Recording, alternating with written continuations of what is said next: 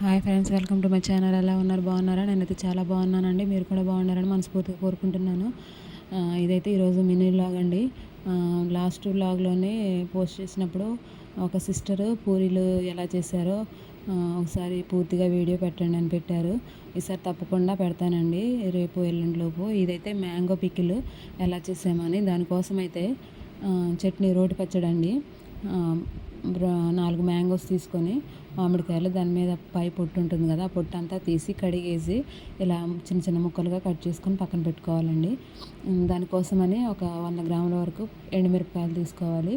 ఆ తొడాలన్నీ తీసేయాలండి.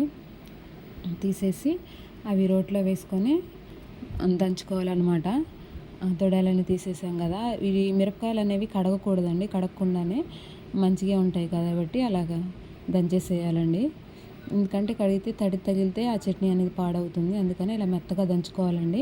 మెత్తగా దంచిన తర్వాత ఆ చిన్న చిన్న మనం కట్ చేసుకున్నాం కదా మామిడికాయ ముక్కలు, ఆ ముక్కలు అనేవి అందులో వేసి దంచుకోవాలి. ఈ మిరపకాయలు దంచేటప్పుడు కొంచెం ఒక స్పూను 2 స్పూన్ల వరకు సాల్ట్ అయితే వేయాలండి.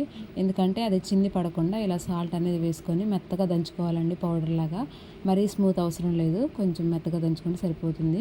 తర్వాత ఈ ముక్కలు ఉంటాయి కదా మామిడికాయ ముక్కలు, అవి ఒక్కొక్కటి వేస్తూ దంచాలండి. ఇలా చూపించిన విధంగా చిన్న చిన్న ముక్కలు కట్ చేసుకొని ఒక్కొక్కటి వేస్తూ దంచుకోవాలండి. చిన్నగా చెదరకుండా చిన్నగా దంచుకోవాలండి, లేదంటే కంటిలో పడిపోతుంది. అలా మొత్తం ముక్కలు అయితే వేసేసి దంచేయాలండి. మొత్తం దంచిన తర్వాత ఇంకా కొంచెం స్మూత్గా దంచుకోవాలండి, లేదంటే ఆ ముక్కలే ఉండిపోతాయి. కాబట్టి కొంచెం నూరుకుంటూ దంచుకుంటూ ఉండాలన్నమాట. మొత్తం ముక్కలు అయిపోయేంత వరకు ఇలా కలుపుతూ చేత్తోని తిప్పుతూ దంచుకోవాలండి. ఇలా దంచిన తర్వాత ఒక వెల్లుల్లి రెబ్బ ఉంటుంది కదా, ఆ వెల్లుల్లి రెబ్బ, వెల్లుల్లి మొత్తం తీసుకొని, ఒక రెబ్బ అంటారు కదండి, ఒక గర్భం అంటారు కదా, అది తీసుకోండి. అది తీసుకొని ఆ వెల్లుల్లి అందులో వేసి మొత్తము కలిసేలా దంచాలండి. ఇదిగో వీడియో చూపిస్తున్న విధంగా వెల్లుల్లి గర్భం అంటారు కదా, రెబ్బ, అది తీసుకొని ఆ పై పొట్టు తీయాల్సిన అవసరం లేదండి. వీలైతే పై పొట్టు తీసుకోవచ్చు, లేదంటే ఇలా ఉంచేయచ్చు. అలా ఉన్నా కానీ టేస్ట్ అయితే బాగుంటుంది. ఏ చట్నీలోనైనా కానీ ఖచ్చితంగా వెల్లుల్లి వేయాలండి, ఎందుకంటే అది హెల్త్కి మంచిది, టేస్ట్ కూడా ఉంటుంది. కాబట్టి వెల్లుల్లి ఇలా తీసుకొని మొత్తం సపరేట్ చేసుకొని అందులో వేసి దంచుకోవాలండి. మొత్తం దంచాలండి, కొంచెం మెత్తగా అయ్యే వరకు దంచాలి. లేదంటే ఆ వెల్లుల్లి తగులుతుంది కాబట్టి తిన్నప్పుడు మంచిగా టేస్ట్ అనిపించదు. కాబట్టి కొంచెం మెత్తగా దంచి ఆ చట్నీ అంతా కలిసేలా నూరుకోవాలండి. ఇదేనండి రోటి పచ్చడి. మీరు కావాలంటే ఒక 2-3 స్పూన్ల వరకు సాల్ట్ అయితే వేయాలండి. సాల్ట్ మర్చిపోయాను చెప్పడం, సాల్ట్ వేయాలి. సాల్ట్ వేసి అందులో దంచాలండి. 2-3 స్పూన్లు అయితే ఉంటుంది, ఎందుకంటే చట్నీ ఎక్కువగా ఉంది కాబట్టి. 3-4 వరకు మ్యాంగోస్ ఉన్నాయి కాబట్టి ఒక 3-4 స్పూన్స్ వరకు ఉప్పు అయితే వేయాలండి. వేసి మొత్తం ఒకసారి కలిసేలా కలిపి దంచుకున్న తర్వాత అదంతా ఇక గిన్నెలోకి అయితే తీసుకోవాలి. దీన్ని అయితే పోపు వేసుకోవచ్చండి, లేదంటే అలానే ఉంచేసుకొని తినొచ్చండి. పోపు వేసిన అది టేస్ట్ ఉంటుందండి.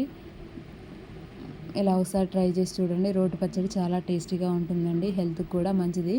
ఇప్పుడున్న కాలంలోనే మనం అందరం మిక్సీలో వాడుతున్నాం, కానీ రోటి పచ్చడి ఎవరు వాడట్లేదు.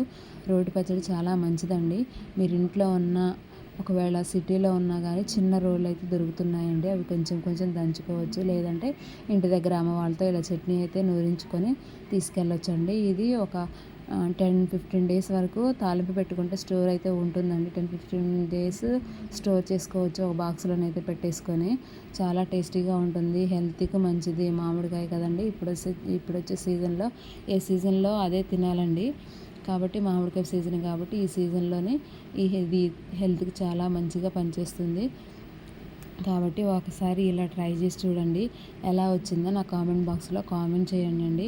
లైక్ చేయండి, షేర్ చేయండి, సబ్స్క్రైబ్ చేయండి. కామెంట్ చేయడం మాత్రం మర్చిపోకండి. పూరి అడిగిన సిస్టర్కి ఖచ్చితంగా పూరి చేసి వీడియో అయితే పోస్ట్ చేస్తానండి. ఇలాంటి మరిన్ని వీడియోల కోసము, వంటలు, ఎంటర్టైన్మెంట్, ఫన్నీ కోసము నా ఛానల్ అయితే సబ్స్క్రైబ్ చేసుకోనండి, మర్చిపోకండి. ఇలాంటి వీడియోస్ మరీ పోస్ట్ చేస్తున్నాను. డైలీ వ్లాగ్స్ వస్తున్నాయి, మినీ వ్లాగ్స్ వస్తున్నాయి. కాబట్టి ఒకసారి అయితే నా ఛానల్ ఓపెన్ చేసి చూడండి. డైలీ వ్లాగ్స్ ఉంటాయి, మినీ వ్లాగ్స్ ఉంటాయి. ఇంకా నా డెలివరీ రిపోర్ట్స్, బాబు పుట్టిన రిపోర్ట్స్ అన్నీ పెడతాను చూడండి. Thank you, bye.